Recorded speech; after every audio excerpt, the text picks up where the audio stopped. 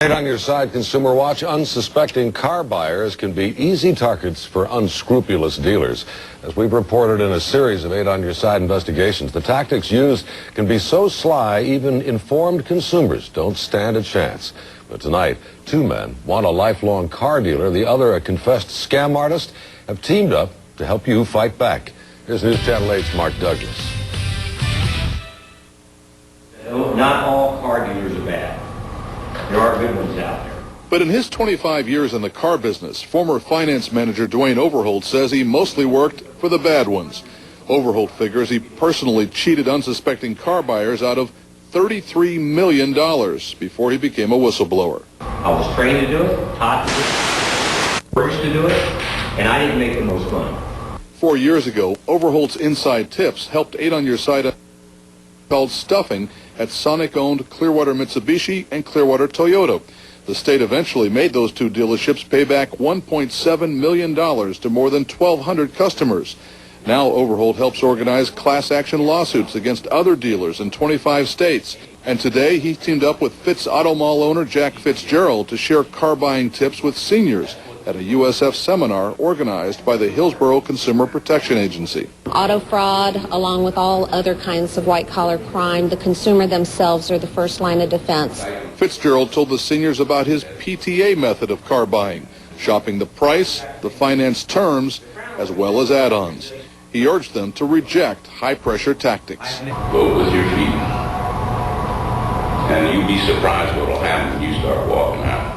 They got the message. Just shop and be careful and be educated. I'm going to try to find out who are the more reputable dealers in town and stay away from those people who are not. For some car buyers, figuring that out might be the hardest part of the game. In Tampa, I'm Mark Douglas, News Channel 8. Maryland-based car dealer Jack Fitzgerald is becoming known as a crusader among consumers. Last year, he stunned some Florida lawmakers by lobbying against a bill that he said would only help crooked car dealers by making it harder for consumers to sue. He is now trying to establish a nationally recognized seal of approval for dealers who adhere to high ethical standards. Donating bone marrow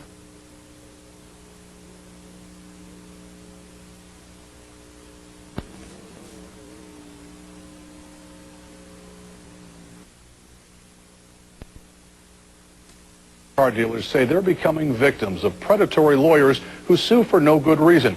But lawyers say they're just sticking up for ripped-off consumers. And the big story out of Gainesville today seems to make the lawyers' point. The federal government has just indicted 7 people at a Mazda dealership. Investigators say the dealership falsified millions of dollars worth of customer loans. Now, that federal bust proves to be bad timing for some pro-car dealer legislation up for debate in the Senate today. Bradenton State Senator Mike Bennett may have expected smooth passage for his bill in the Senate Judiciary Committee this morning.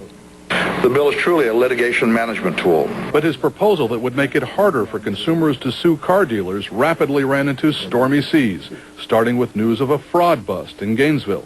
I understand the feds just busted the Mazda dealership in Gainesville today for $3 million in small fraud, so that's probably not a good day for me to be voting on this. Senator Rod Smith wondered aloud whether Bennett's bill gives car dealers a free pass to rip off consumers. Doesn't this bill essentially give the dealership a continuous free bite?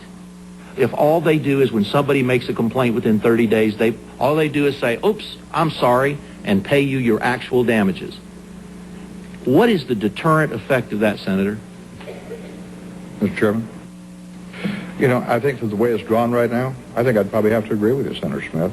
The criticism intensified when car dealer Jack Fitzgerald stood up to testify against Bennett's bill. I think it'll hurt consumers. Fitzgerald told the Senate committee what he first told us last week as part of our News Channel 8 investigation. Honest dealers don't need this bill.